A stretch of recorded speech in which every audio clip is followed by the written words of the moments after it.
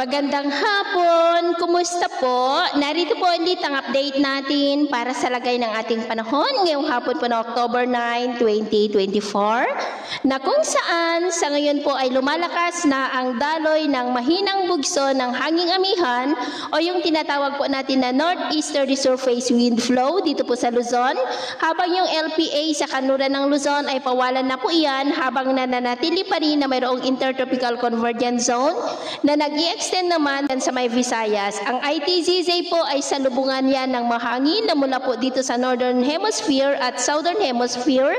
Kaya po tinagurian yan na breeding ground ng mga low pressure areas o bagyo, at mula sa kumpol ng kaulapan na nandito, epekto ng ITZZ, ay posibleng may LPA na mabubuo, pero dahil sa presensya ng mahinang amihan, ay posibleng hindi po yan lalakas, malulusaw rin dahil ang isa sa karakteristik ng amihan ay dry air po yan, kaya napipigilan nito ang development ng mga weather disturbances. Kaya kung amihan season, bihira na lamang po ang mga bagyo dito sa norte, kalimitan po ay mas bababa na ang track ng mga bagyo.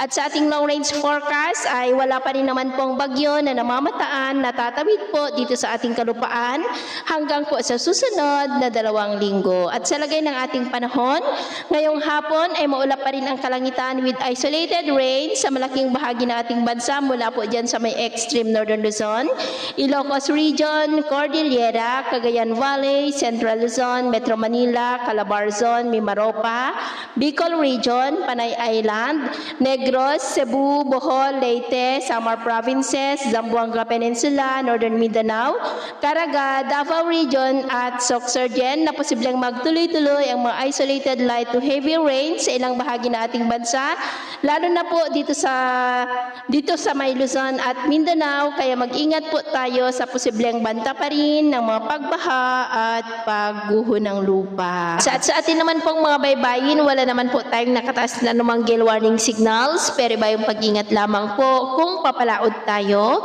para po mas makaiwas sa mga sakunang pangkaragatan. So ito ang latest update natin sa araw na ito. At ako po muli si James na nagsasabing sa kahit na ng pagsubok po na darating sa ating buhay, huwag po tayong mawawalan ng pag-asa. Thank you and God bless!